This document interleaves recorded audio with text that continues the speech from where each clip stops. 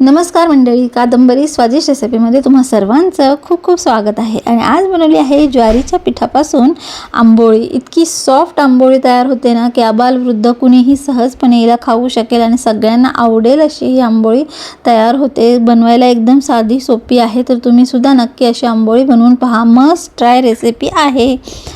आता इथे मी 1 वाटी ही ज्वारीचं पीठ घेतलेलं आहे। यामध्ये आता आपण अर्धी वाटी रवा घालणार आहोत। मी बारीक रवा घेतलेला आहे, तुम्ही जाड रवा घेतला तरीही चालेल आणि तो फक्त आपल्याला जास्त वेळ मिक्सरला फिरवून घ्यायचा आहे। आता यामध्ये अर्धी वाटी दही घेतलेलं आहे। दही फार जास्त आंबट असेल तर पाव वाटीच घ्या आणि पाव वाटी पाणी त्याच्यामध्ये थोडंसं जास्त घाला। आता यामध्ये अर्धी वाटी मी पाणी घालून घेतलेलं आहे। आता हे मिक्सरला लावून छान असं फिरवून घ्यायचं आहे, याला मिक्स करून घ्यायचं आहे। यामध्ये आता त्याआधी आपण मीठ घालून घेऊया। पाव चमचा मीठ घातलेलं आहे। आता याला मिक्सरला फिरवून घेऊया। हे बघा असं घट्ट असं तयार झालेलं आहे बॅटर। तर आता मी यामध्ये थोडंसं पाणी परत घालणार आहे। बघा तुम्हाला दाखवते कन्सिस्टन्सी, एकदम घट्ट बॅटर तयार झालेलं आहे। यामध्ये आता आपण थोडंसं पाणी आणखी घालूया, म्हणजे अर्धी वाटी पाणी मी आणखी घातलेलं आहे। आणि हे मिक्सरला लावून पुन्हा एकदा आपल्याला छान असं फिरवून घ्यायचं आहे। एकजीव झालं पाहिजे ज्वारीचं पीठ आणि रवा। हे बघा मस्त असं बॅटर तयार झाले। अशीच कन्सिस्टन्सी आपल्याला पाहिजे। साधारणपणे डोसाची पिठाची जी कन्सिस्टन्सी असते त्या कन्सिस्टन्सीचं पीठ आपल्याला बनवून घ्यायचं आहे। बघा याच्यामध्ये मी पोर करून दाखवते। एका बाउलमध्ये आता पोर करून झालेलं आहे। यामध्ये पाव चमचा बेकिंग सोडा घालायचा आहे आणि याला आता आपण मिक्स करून घेऊया।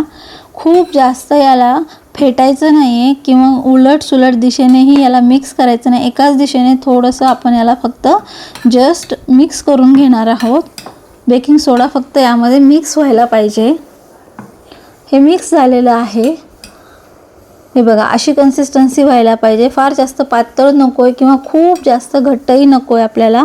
आता पॅनला थोडंसं तेल लावून घ्यायचं। फक्त पहिल्याच आंबोळीला तेल लावायची गरज पडते, नंतरच्या आंबोळींना तेल लावलं नाही तरीही चालेल। आता हा पॅन खूप गरम आहे, त्याच्यावरती पाण्याचा हबका मारून घ्यायचा आणि त्यानंतर कापडाने हे पाणी पुसून घ्यायचं आहे। गॅसची फ्लेम आता एकदम लो करायची आणि त्यानंतर यावरती हे बॅटर असं सोडायचं आहे वरतून। अशा पद्धतीने फक्त बॅटर सोडून घ्यायचं आहे। डोशाला जसं फिरवतो वरतून तसं पळी फिरवायची नाही, जस्ट बॅटर सोडून घ्यायचं आहे। आणि हे बघा किती छान मस्त अशी जाळी पडलेली आहे। झटपट तयार होतात या आंबोळ्या। बघा किती छान मस्त खालच्या बाजूने हे आपण भाजून घेतले, दुसऱ्या बाजूने भाजतं आहे आणि हे बघा काय मस्त आंबोळी तयार झालेली आहे। तर या ज्वारीच्या पिठापासून खूप छान अगदी सहज सोप्या पद्धतीने आंबोळ्या तयार होतात। पहिल्याच प्रयत्नात तुम्ही या बनवू शकता। आता इथे झटपट आपण एक मस्त अशी चटणी बनवून घेऊया। यासाठी मी इथं खोबरं घेतलं 1 वाटी। आता यामध्ये 1 मिरची घालून घेऊया। मिरची खूप तिखट आहे म्हणून 1च घातलेली आहे आणि भरपूर अशी कोथिंबीर घालायची आहे। त्यानंतर 6-7 शेंगदाणे घालायचे। शेंगदाणे फार जास्त घालायचे नाही, थोडेच घालायचे आणि त्यामध्ये भरपूर असं पाणी घालायचं आणि आता हे मिक्सरला फिरवून घेऊया।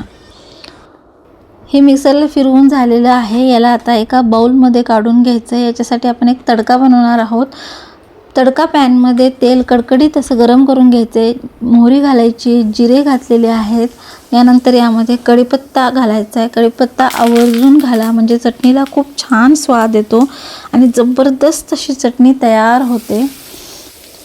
मस्त असा तडका बसलेला आहे आपल्या चटणीला। जबरदस्त चटणी तयार होते। इतकी टेस्टी चटणी लागते ना आंबोळीसोबत खायला। तर मस्त अशी चटणीसुद्धा आपली तयार झालेली आहे। हे बघा आता यामध्ये मी आंबोळ्या ठेवते। बघा किती छान मस्त जाळी आलेली आहे। पुन्हा एकदा तुम्हाला दाखवते। खालूनही किती छान असा भाजल्या गेलेला आहे आणि झटपट बनणारी पौष्टिक अशी रेसिपी आहे। एकदा बनवाल तर पुन्हा पुन्हा नक्की बनवाल। मस्ट ट्राय रेसिपी आहे, तर नक्की तुम्ही करून पहा। मस्ट ट्राय रेसिपी आहे। माझ्या सांगण्यावरून एकदा ही आंबोळीची रेसिपी नक्की ट्राय करा। चला तर पुन्हा भेटूया अशाच एखाद्या छानशा रेसिपीमध्ये। तोपर्यंत मस्त खा आणि स्वस्त रहा। Bye bye.